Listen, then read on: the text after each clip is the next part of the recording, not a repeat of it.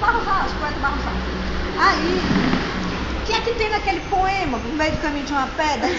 Só repetindo. Se nós olharmos com aquele olhar cartesiano, não vamos ver Não vai nada. nada. Peraí, deixa eu concluir. Então, assim, o sentimento, ele aflora nos poemas. O que você tem é que buscar, né? Onde é que esse poema vai te tocar. Eu creio assim que... Deixa eu só concluir, assim.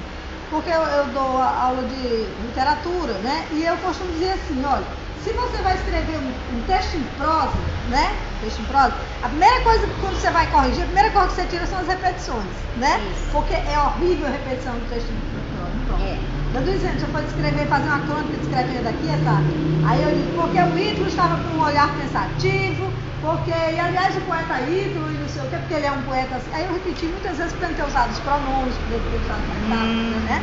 Aí você vai Isso também denota pobreza de vocabulário. Pobreza de vocabulário. Mas na poesia isso é um recurso super utilizado, porque é enfático, dá ênfase. E também, então ele diz, olha, às vezes até ele, como no caso do Drummond, a repetição é a própria alma, a essência do poema. Sem dúvida. Exatamente. Ele está dizendo, olha, ali no meio do caminho tinha uma pedra. Tinha uma pedra no meio do caminho. Isso. No meio do caminho tinha uma Essa pedra. Mas eu existência- nunca vou esquecer esse essa fato existência já- no fundo das minhas retinas Não. fatigadas. Isso. Eu nunca vou esquecer que no meio do caminho tinha uma pedra. Isso. Tinha uma pedra. E quem não tem uma pedra no meio, quem não tem uma pedra no meio do caminho, levante a mão. Pois Foi é. tão importante, foi tão importante Tá, esse poema que gerou um livro.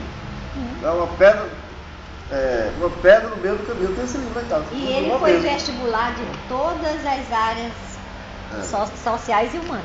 Ele foi vestibular do Exército, da Marinha, Aeronáutica e o vestibular propriamente dito. Esse poema. Foi. No ano que meu filho entrou para os Fuzileiros Navais, foi esse poema em português e um outro poema que tinha a ver com a Marinha, que é a Ilha Solteira.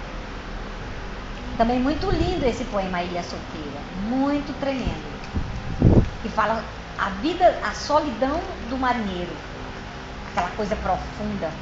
A ilha solteira, não é a ilha que é solteira, Quem era o poeta? é o marinheiro que é solitário. Quem era o poeta?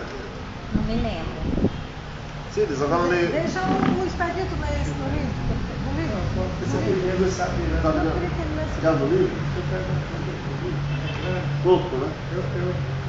Como é o título desse Eu acho livro? parecido com Pouco. essas poemas. Dor. Corpo.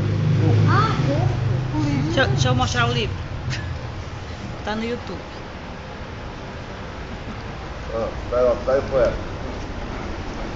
Tá bom. Essa sua máquina hoje nunca foi tão necessária.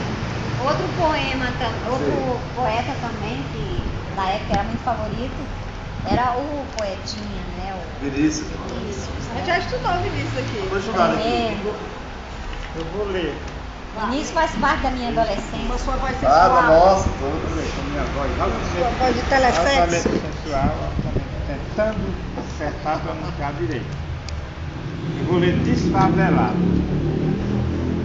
Vai? Vai. Vamos lá. Me tiraram do meu morro, me tiraram do meu cômodo, me tiraram do meu ar, me botaram neste quarto multiplicado por 1000.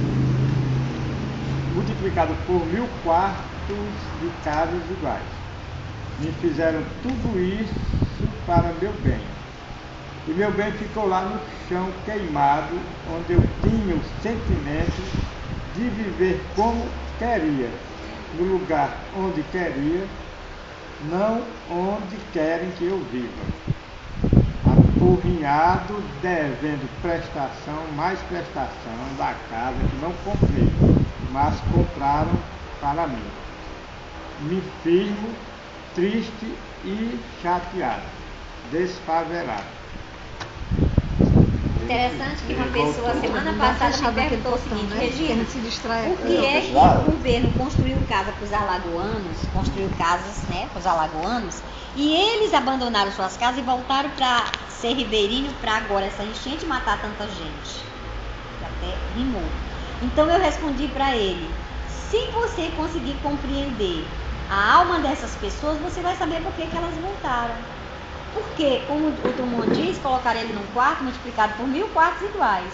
Uma casa que ele não comprou, mas que ele tem que pagar. Tem que pagar. Então, E não é só isso, ele vai viver do estilo de vida que criaram para ele, não é o Não estilo é a de vida dele, dele. não é a dele. Não é. porque às vezes a gente pensa que o favelado sofre mais do Esse aí. que ele Porque sofre. Né? acharam que aquilo era bem para ele, mas o bem dele ficou no chão. Ficou lá onde Verdade. ele. Você não pode organizar pelo PNH os sentimentos das pessoas. É verdade. Exatamente. Como aqueles ribeirinhos, o bem deles o rio levou abaixo.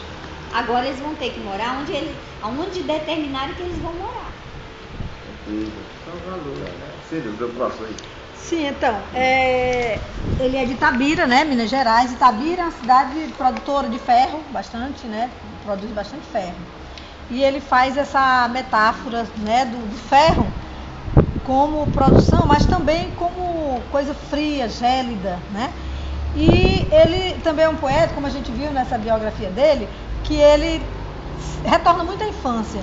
Grande parte dos poetas, grande parte, não todos, mas grande parte, traz essa história da infância, né? E ele coloca a infância nos seus O versos. conceito de poesia está muito dentro disso aí.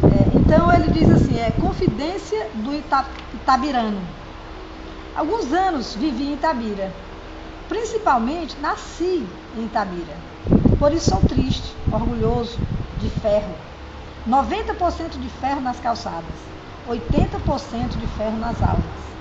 E esse alheamento do que na vida é porosidade e comunicação. A vontade de amar, que me paralisa o trabalho, vem de Itabira, de suas noites brancas, sem mulheres e sem horizontes. E o ato de sofrer, que tanto me diverte, é doce herança itabirana.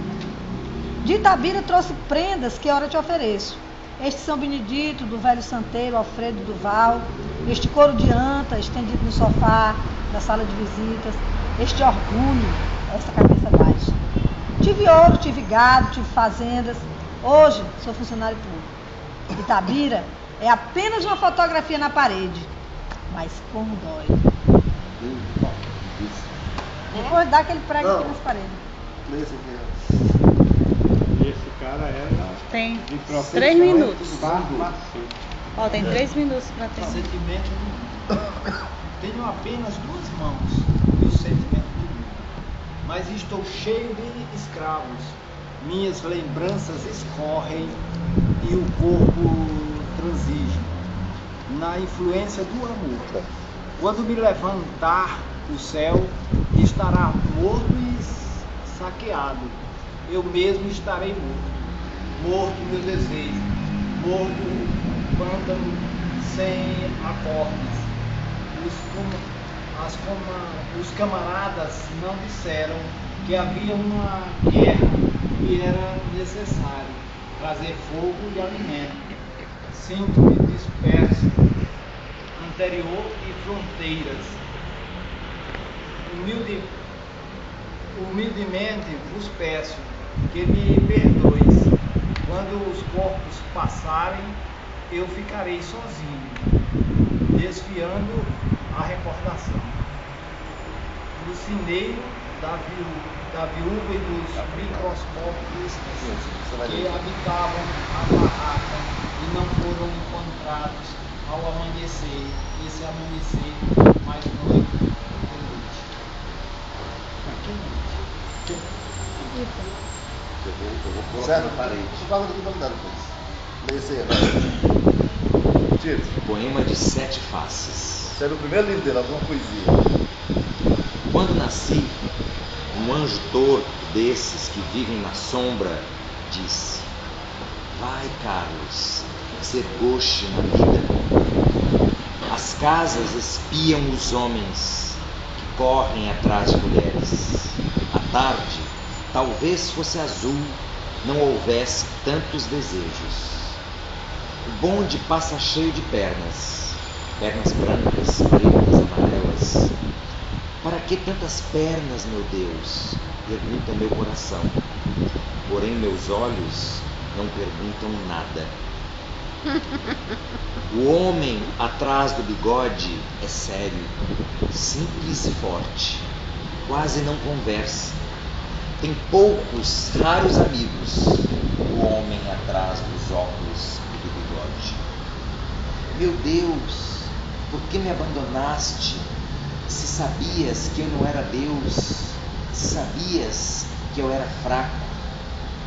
Mundo, vasto mundo. Se eu me chamasse Raimundo, seria uma rima